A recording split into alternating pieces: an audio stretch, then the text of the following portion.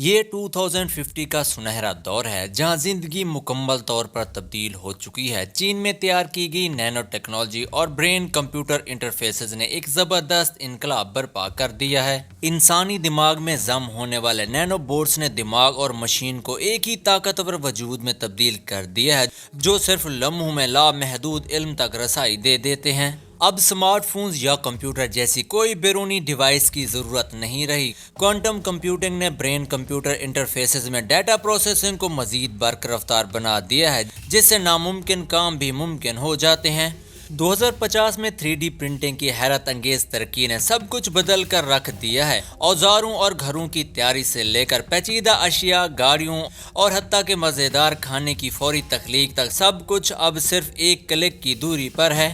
Vertical farming میں Nano technology کا جادوئی استعمال شہری علاقوں میں غذائی بحران کو ختم کر رہا ہے، جہاں تازہ سبزیاں اور پھل اب آسمان چھونے والی عمارتوں میں اگائے جا رہے ہیں۔ 2050 میں ریجنریٹو میڈیسن میں اعضاء کی پرنٹنگ نے زندگی کی مدت کو 100 سال سے بھی آگے بڑھا دیا ہے، جس سے بڑھاپا اب ایک پرانی کہانی لگتا ہے۔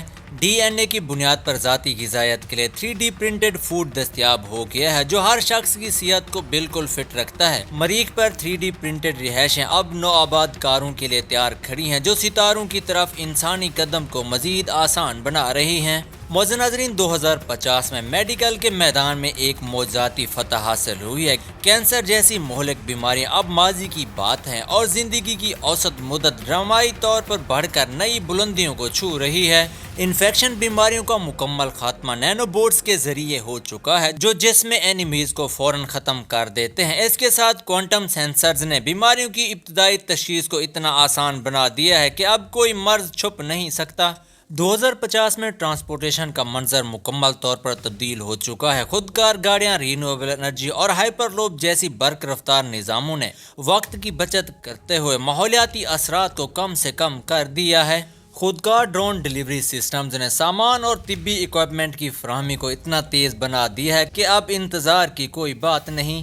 اس وقت 2050 میں مصنوعی ذہانت نے انسانی ادراک سے آگے نکل کر نوکریوں، تعلیم اور روزمرہ زندگی کو بالکل نئی شکل دے دی ہے۔ اب اے آئی کی مدد سے تیار کردہ نصاب ہر طالب علم کو پرسنل طور پر سیکھنے کا موقع دیتے ہیں۔ اے آئی سے چلنے والے پرسنل تعلیمی سسٹمز نے روایتی کلاس رومز کو ختم کر کے ہر جگہ سیکھنے کا جادو پھیلا دیا ہے۔ اے آئی ججز نے عدالتوں میں غیر جانبدار اور فوری فیصلے کر کے انصاف کو تیز اور منصفانہ بنا دیا ہے۔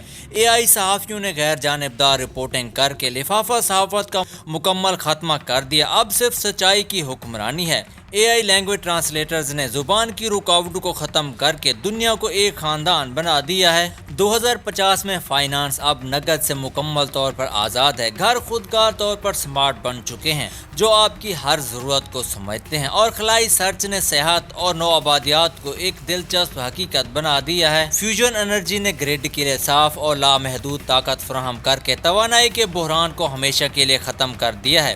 ایسٹرائڈ مائننگ سے اقتصادی بوم آئی ہے جس سے نایاب دھاتیں دستیاب ہو کر نئی ایجادات کو جنم دے رہی ہیں۔ معزز ناظرین، 2050 میں پاکستان ایک چمکتا ہوا ترقی یافتہ ملک ہے جہاں فی کس آمدنی $25,000 سے زیادہ ہے، غربت کی شرح 5% سے کم ہے، اوسط زندگی 80 سال سے اوپر ہے، تقریباً مکمل خواندگی اور تعلیم ہے، مضبوط انفراسٹرکچر، پائیدار ترقی اور ٹھوس ادارے موجود ہیں۔ یہ ایک خواب کی طرح لگتا ہے مگر یہ ہماری قوم کی محنت اور عزم کی حقیقت ہے۔ دسمبر 2025 میں جب ہمارے ملک کی آبادی تقریباً 255 ملین تھی، جی ڈی پی فی کس $1,600 کے آس پاس تھا، غربت 40 سے 45% لوگوں کو متاثر کر رہی تھی اور پیداواری صلاحیت، قرض، انسانی سرمایہ، ماحولیاتی کمزوریاں، کرپشن، بکاؤ ججز، سیاست میں فوجی مداخلت جیسے بڑے چیلنجز ہمارے سامنے تھے۔ لیکن ہماری قوم نے مسلسل اصلاحات اور 6 سے 8% سالانہ جی ڈی پی گروتھ کی بدولت فی کس آمدنی کو ہائی انکم سطح تک پہنچا دیا اور پاکستان عالمی معیشتوں میں ایک بڑی طاقت بن چکا ہے۔ اس عظیم تبدیلی کی بنیاد 2026 میں رکھی گئی تھی، کیونکہ اس سال کچھ ایسا ہوا جو پاکستان کی تاریخ میں پہلے کبھی نہیں دیکھا گیا تھا۔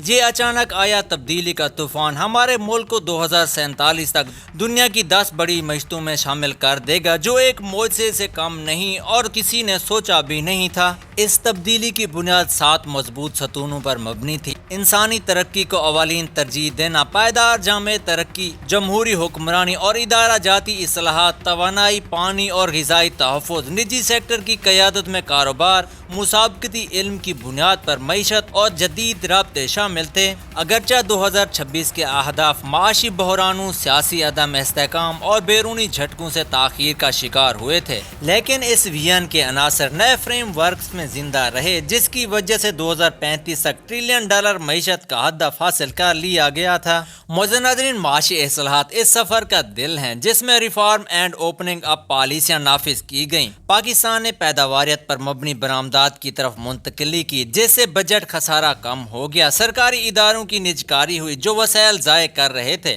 اور تجارتی آزادی کے ذریعے ٹیرف کو متوازن سطح پر لا کر برآمدات پر درآمد کی رکاوٹ ختم کر دی گئی۔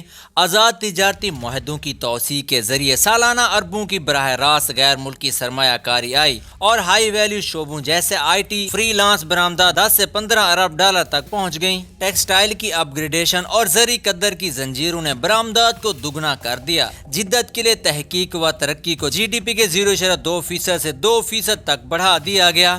دوسرے نمبر پر ہیومن کیپٹل میں سرمایہ کاری نے ڈیموگرافک ڈیویڈنڈ کا بھرپور فائدہ اٹھایا، جہاں کام کی عمر کی آبادی اپنے عروج پر پہنچ چکی ہے۔ چونکہ 2025 میں 40% بچوں میں نشوونما کی کمی، 20 سے 26 ملین بچے اسکول سے باہر تھے جو ترقی کو روک رہے تھے، لیکن اصلاحات میں تعلیم پر اخراج جی ڈی پی کے 4 سے 5% تک بڑھا دیے گئے۔ عوامی نجی شراکت داریوں سے مکمل داخلہ حاصل ہو گیا۔ صحت کے اخراجات 3% تک بڑھا کر صحت سہولت جیسے پروگراموں سے مکمل کوریج حاصل ہو گئی۔ اب ہر پاکستانی بچہ صحت مند اور تعلیم یافتہ ہے، جو بڑا ہو کر ملک کی ترقی میں اپنا حصہ ڈال رہا ہے۔ معزز ناظرین، انفراسٹرکچر کی ترقی اس کامیابی کی مضبوط بنیاد بنی، جس میں توانائی کی اصلاحات میں تقسیم کی نجکاری سے نقصانات 30% کم ہو گئے، گردشی قرض حل ہو گیا، اور 2030 سے 40 تک 60% سے زیادہ قابل تجدید ذرائع سے جیسے سولر، ونڈ اور ہائیڈرو کی طرف منتقلی سے سستی اور مکمل رسائی حاصل ہو گئی۔ اسپیشل اکنامک زونز کو برآمدی صنعتوں، ہائی سپیڈ ریل، شاہراہوں کی اپ گریڈیشن اور گرین ٹیکنالوجی پر مرکوز کر کے فعال بنا دیا گیا۔ زراعت میں پانی کی کارکردگی کو جدید آبپاشی، موسم مزاحم فصلوں اور سبسڈیز کو ہائی ویلیو پیداوار جیسے پھلوں اور لائف سٹاک کے لیے تبدیل کر کے بہتر بنایا گیا۔ ڈیجیٹل انفراسٹرکچر نے مکمل انٹرنیٹ رسائی، ای گورننس اور فین ٹیک سے معیشت کو رسمی شکل دی۔ ٹرانسپورٹ اور رسد کی بہتری نے لاگت کو آدھا کر دیا اور مقابلہ بازی بڑھا دی۔ روبوٹکس کا زراعت میں استعمال پری سیزن فارمنگ کے لیے ہوا، جو فصل کی پیداوار کو آسمان چھونے دے رہا ہے۔ ڈی سیلینیشن ٹیک اور جدید سٹوریج کے طریقہ کار نے پانی کی کمی کو مستقل حل کر دیا ہے، اور اب پانی کی کوئی کمی نہیں ہے۔